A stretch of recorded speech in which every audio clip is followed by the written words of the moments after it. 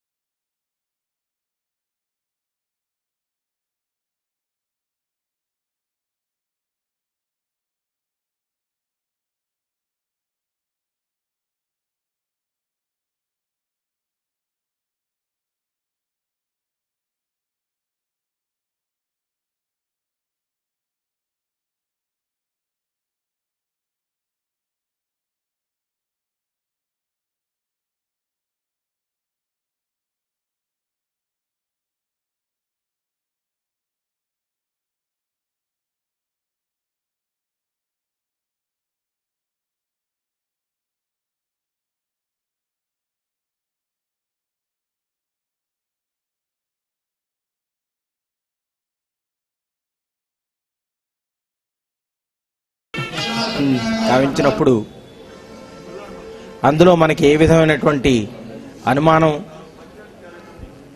తావివ్వాల్సినటువంటి చోటు లేదు. ఆదిశంకరులు స్థాపించినటువంటి పీఠాధిపతులు వారిని అభినవ వ్యాసులుగా వర్ణిస్తే అది చాలా చిరు సత్మానం కింద మనమంతా భావించవచ్చు. వారిలో ఉన్నటువంటి విజ్ఞత అంత గొప్పది అని గురుదేవులు మనకందరికీ తెలియజెప్పడం కోసం వారిని అభినవ వ్యాసుల కింద వర్ణించారు. మనిషి మనుగడకి ధర్మపదం ఎంత ముఖ్యమో, కానీ ఆ ధర్మాన్ని అతి సూక్ష్మంగా ఎంతో క్లిష్టమైనటువంటి సమాధానాలు చెప్పకుండా ఎంత క్లిష్టమైన సమస్యకైనా సున్నితంగా మనసుకు హత్తుకునే విధంగా అర్థమయ్యే విధంగా సమాధానం చెప్పడం బహుశా ఒక్క చంద్రశేఖర్ శాస్త్రి గారికే చెల్లుతుందేమో.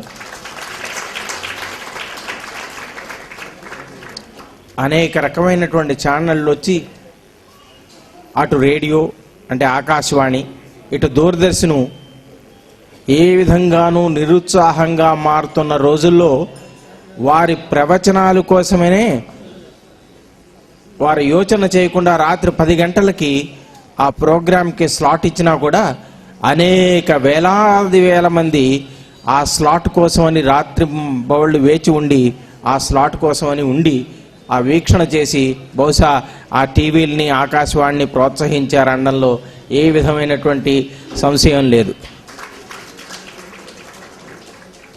అనేకమైనటువంటి ప్రదేశాల నుంచి అత్యంత సూక్ష్మమైనటువంటి దగ్గర నుంచి అత్యంత క్లిష్టమైనటువంటి ప్రశ్నల వరకు వారిని సమాధానం కోరినప్పుడు ఏమాత్రం సంకోచం లేకుండా ఒక్క క్షణంలో వారి యొక్క సందేహాన్ని నివృత్తి చేయగలిగినటువంటి నిపుణులు మరొకరు లేరేమో అనడం అతిశయోక్తి కాదేమో.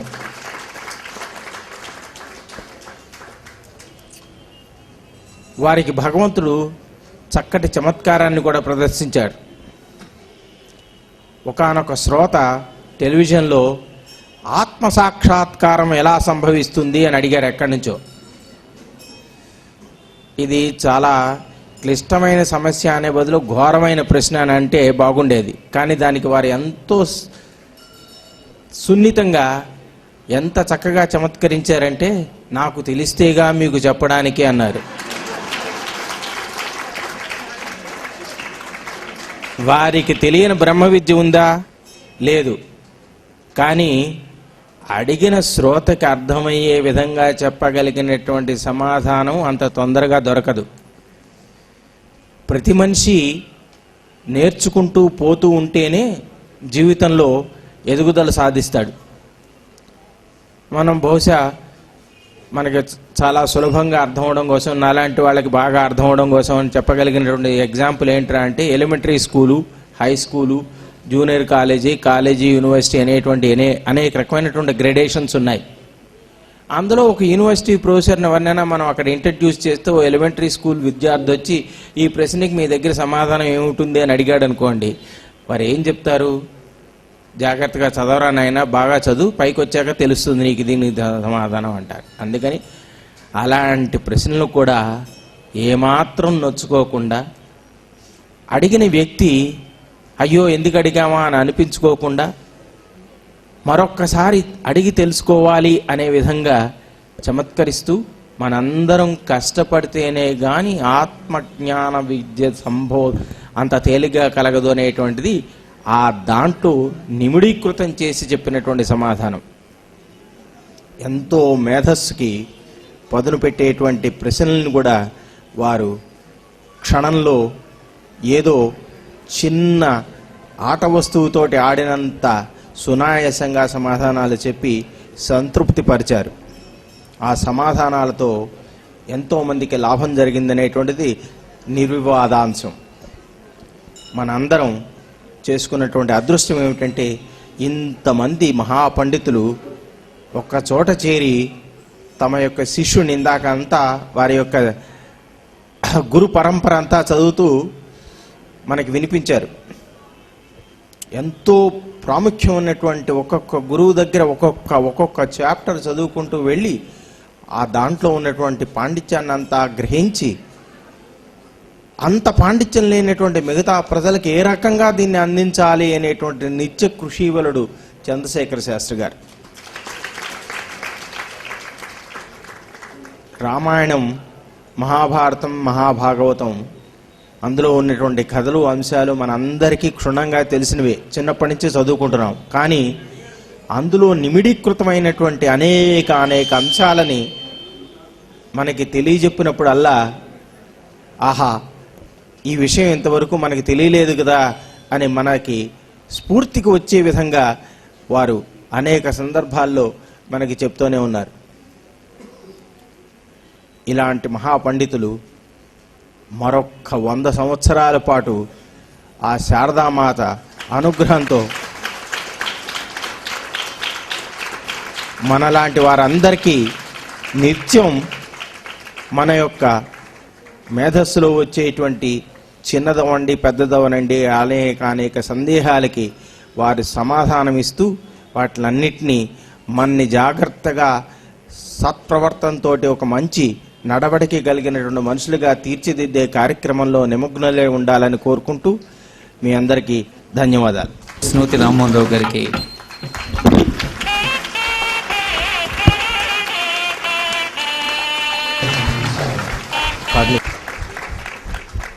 వాగీశాద్యా సుమనస సర్వార్థానాం ఉపక్రమే యన్నత్వా కృతకృత్యాస్యు స్తన్నమామి గజాననం.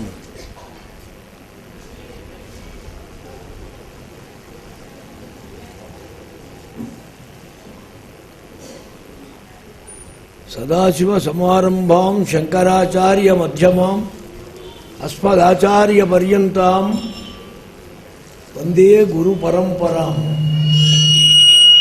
అజ్ఞానతిమిరాంధస్య జ్ఞానాంజనశలాకయా చక్షురున్మీలితం యేన తస్మై శ్రీగురవే నమః.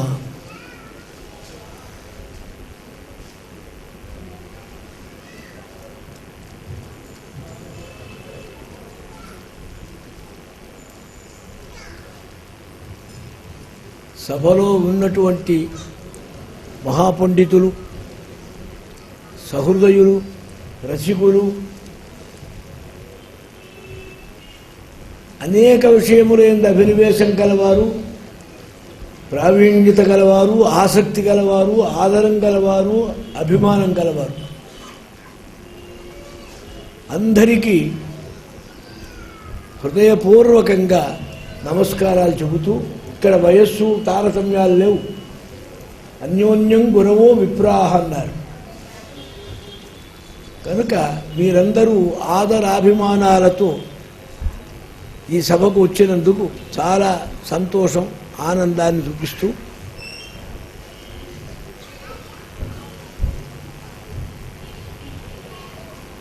ఉచ్చైర్గతిర్జగతి సిద్ధ్యతి ధర్మతశ్చేత్ తస్య ప్రమాచవచనైః కృతకేతరైశ్చేత్ తేషాం ప్రకాశన దశా చ మహీసురైశ్చేత్ తానంతరేణ నిపతేత్ కొనుమత్ప్రణామః.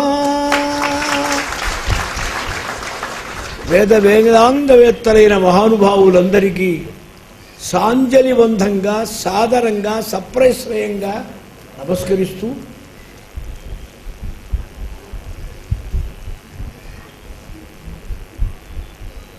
పురాణములంటే ఏమిటి అసలు? కొంతమందికి ఈయన పండితుడయ్యా అన్నదానికంటే పౌరాణికుడయ్యా అంటే ఆనందం ఎక్కువ, ఎందుకంటే పనికిరాని వాడని వాళ్ళ దృష్టిలో అది. నాకు కొంతమంది బిరుదుల్లో వేస్తారు పౌరాణికులని, అంటే ఏమిటి వీడు పండితుడు కాడని. మహాపండితుల లిస్టు వేరే ఉంటుంది. నాకు ఏది ఇచ్చినా సంతోషమే. కానీ పురాణం అంటే అంత తేలిగ్గా, అంత నిర్వీర్యంగా, చౌకబారుతనంగా కొంపలో పిల్లలు అల్లరి చేస్తూ ఉంటే ఆ పురాణం శాస్త్రులు చెబుతున్నాడు గుళ్ళో వెళ్ళి తావరాదా అని అత్తగారిని తోలుతుంది కోడలు వాడి తాడు తెంచడానికి. ఆమె ఊరికే పురాణం వింటే ఏం తెలుస్తుందని ఇంత పత్తి తెచ్చుకొని ఒత్తులు చేసుకుంటూ కూర్చుంది.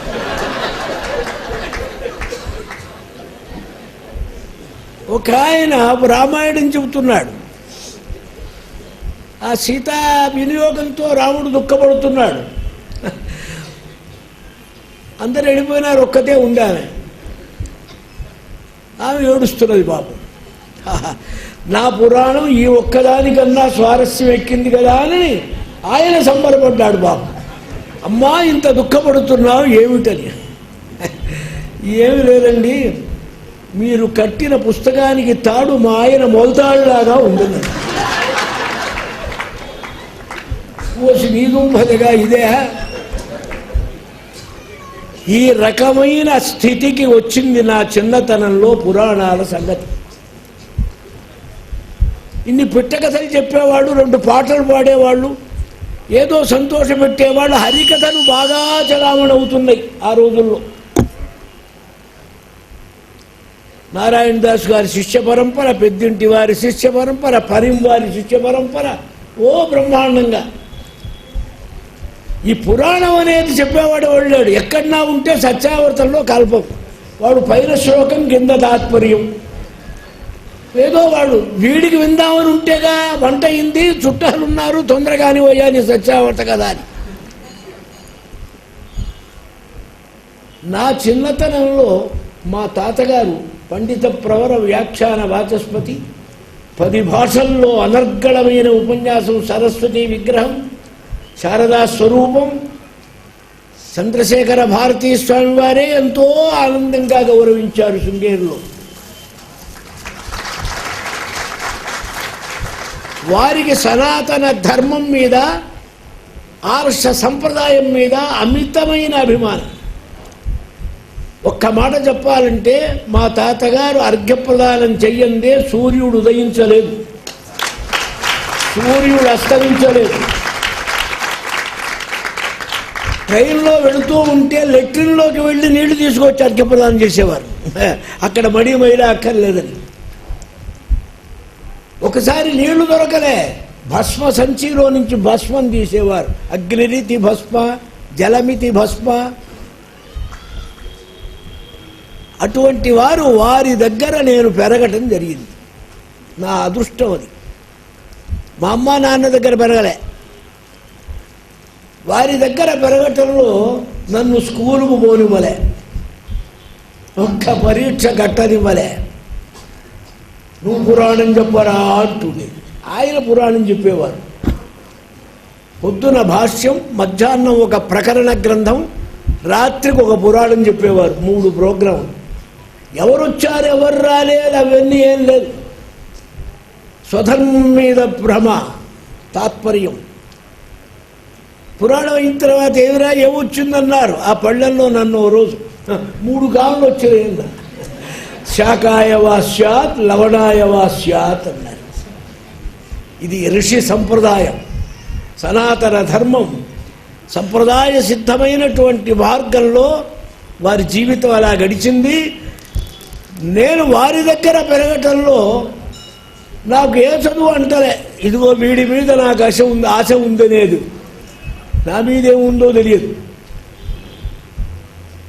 రామశబ్దం నుంచి సాహిత్య గ్రంథాలు, ప్రకరణాలు, తర్కం, స్మార్తం, శ్రౌతంలో దర్శపూర్ణమాసలు, ఇవన్నీ వారే నాకు నేర్పారు.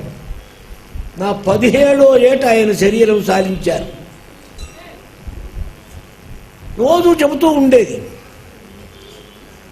ఏదో చెబుతూ ఉండేది. 4వ ఏటే మొదలుపెట్టారు రామశబ్దం.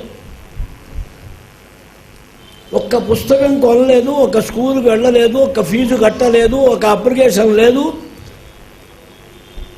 అలాగే నా జీవితంలో ఒక అపాయింట్మెంటు లేదు. నేనే వెళ్ళటం, కూర్చోవడం, రామాయణం మొదలుపెట్టడం, ఏదో రాముడు ఇచ్చింది తీసుకోవడం, ఇది నా జీవితం. ఎందుకని నాకే సర్టిఫికెట్ లేదా? ఎందుకు పనికి వస్తా నేను? ఏ ప్రజ్ఞ లేదు. ఈ కేవలం పురాణం చెప్పు, పురాణం చెప్పాలి, ప్రజలకు పురాణం కావాలి, ఇది ఆయన సిద్ధాంతం. ఏమిటది? యద్వేదాత్ ప్రభు సంహితాదధిగతం శబ్ద ప్రమాణాచ్చిరం యచ్చ అర్థప్రవణాత్ పురాణ వచనాత్ ఇష్టం సుహృత్ సంహితాత్ కాంతా సంహితయా యయాక సరసత మాపాద్య కావ్యశ్రియా. చూడండి, వేదం మన భారతీయ జీవనానికి, భారతదేశంలో పుట్టినటువంటి ప్రతి వాడికి, ఇక్కడే కాదు ఏ ఖండాంతరంలో పుట్టినా, ఈ ఖండాంతరాలు వండాంతరాలు ఇవన్నీ ఈ డివైడింగ్ పాలసీ మంచిది కాదు. సర్వ ప్రాణికి వేదమే. వేదో అఖిలో